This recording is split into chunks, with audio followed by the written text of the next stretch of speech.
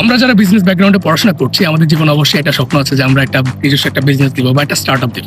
কিন্তু এই বিষয়টা নিয়ে যদি আমরা আগাতে চাই তাহলে আমাদেরকে প্রথম বুঝতে হবে স্টার্ট আপ এবং বিজনেস কি। আপনারা আমি এটা অবশ্যই শিওর যে আপনারা শার্ক ট্যাঙ্ক দেখেছেন, যেখানে হচ্ছে বিভিন্ন ধরনের কঠিন কঠিন ওয়ার্ড ইউজ করা হয়, স্টার্ট আপ, ভ্যালুয়েশন, এমভিপি, এগুলো নিয়ে কিন্তু অনেক কনফিউশন থাকে আমরা যারা নতুন করে এই বিষয়গুলো শুরু করতে চাই। তো আজকের এই ভিডিওতে আমি আপনাদের সাথে শেয়ার করবো যে একটা বিজনেস এবং একটা স্টার্ট আপের মধ্যে ডিফারেন্স কি, যাতে আপনি আপনার জীবনে যখন আপনি কোনো একটা ইনিশিয়েটিভ নিতে যাবেন আপনি ক্লিয়ার থাকেন এবং আপনার জীবনে ক্ল্যারিটিটা থাকে। একটা বিজনেস হলো যে একটা ট্রেডিশনাল হয়েছে আপনি কোনো একটা পণ্য সেল করতেছেন বা কোনো একটা সার্ভিস দিচ্ছেন যার মাধ্যমে আপনি আপনার কনজিউমারের একটা প্রবলেম সলভ করতেছেন। কিন্তু অন দ্য আদার হ্যান্ড যখন এটাকে আমরা স্টার্ট আপ বলি তখন কিন্তু তিনটা ক্রাইটেরিয়া চলে আসে।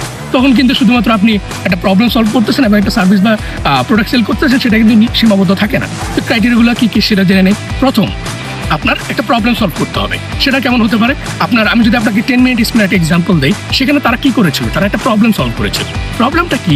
পঞ্চগড়ের একটা ছেলে সে কিন্তু চাইতো যে আমি ওয়ার্ল্ড ক্লাস যে লেকচারগুলো আছে আমি সেগুলো করতে চাই, আমি ঢাকা ইউনিভার্সিটির একটা লেকচার করতে চাই, শিখতে চাই। সেটা কি সম্ভব ছিল?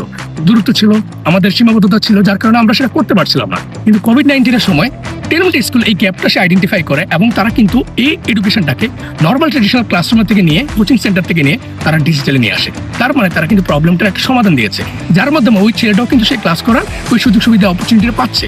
এক, প্রবলেমটা সলভ হলো। দ্বিতীয়ত কি? ইনোভেশন। এখন ইনোভেশনটা যদি আমরা এখানে টেলমেন্ট স্কুল এক্সাম্পল আবার ব্যাক যাই, তারা কিন্তু একটা ইনোভেটিভ ওয়েতে প্রবলেমটা সলভ করেছে। আপনি যদি ট্রেডিশনাল ক্লাসরুমগুলো দেখেন সেখানে কি হয়, আপনার স্টার্ট থাকে, স্টুডেন্টদেরকে পড়াশোনা করানো হয়, 30 জন বা 40 জন সর্বোচ্চ স্টুডেন্ট থাকে। কিন্তু এটাকে আপনার যদি আপনি ইনোভেটিভ ওয়েতে করেন, যদি আপনি ডিজিটাল এটাকে করা হয় তখন আপনার 30 লাখ, 40 লাখ, 30 কোটি পর্যন্ত আপনার কোনো লিমিট নেই। তার মানে কিন্তু আপনি একটা ইনোভেটিভ ওয়েতে প্রবলেমটা যখন সলভ করছেন তখন আপনি কিন্তু অনেক ম্যাস অডিয়েন্সের কাছে রিচ করতে পারছেন এবং এতে আপনার এই বিজনেসটাকে আপনি কিন্তু স্টার্ট আপ বলতে পারবেন, কারণ এখানে একটা ডিজিটাল ইন্টিগ্রেশন হয়েছে। 3 নম্বর যে ক্রাইটেরিয়া সেটা হচ্ছে স্কেলেবিলিটি। এটা বলতে আমরা কি বোঝাচ্ছি যে একটা বিজনেস কে গ্রো করার যে পসিবিলিটি। আপনি একটা ট্রেডিশনাল যদি কোচিং সেন্টার দেখেন সেটাকে আপনি কত গ্রো করতে পারবেন? ফার্মগেটে আপনার একটা কোচিং সেন্টার আছে, আপনি থেকে বড়জোর একটা শাখা দিবেন, 2টা দিবেন, 3টা দিবেন, ঢাকায় দিবেন, বড়জোর বাংলাদেশে দিবেন। কিন্তু এর বেশি কি এক্সপ্যান্ড করা ততটা রিয়েলিস্টিক বা ততটা ইজি? অবশ্যই না।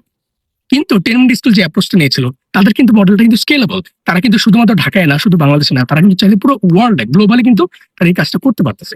মিনস আপনি এই 3টা ক্রাইটেরিয়া, যেটা আপনার যদি আরেকবার একটু রিপিট করি, প্রবলেম সলভিং থাকতে হবে, স্কেলেবিলিটি থাকতে হবে এবং একটা ইনোভেশন থাকতে হবে। যদি এই 3টা ক্রাইটেরিয়া যদি আপনি মিট করেন তাহলে কিন্তু আপনি আপনার যে বিজনেসটা করছেন সেটাকে আপনি স্টার্ট আপ বলতে পারবেন।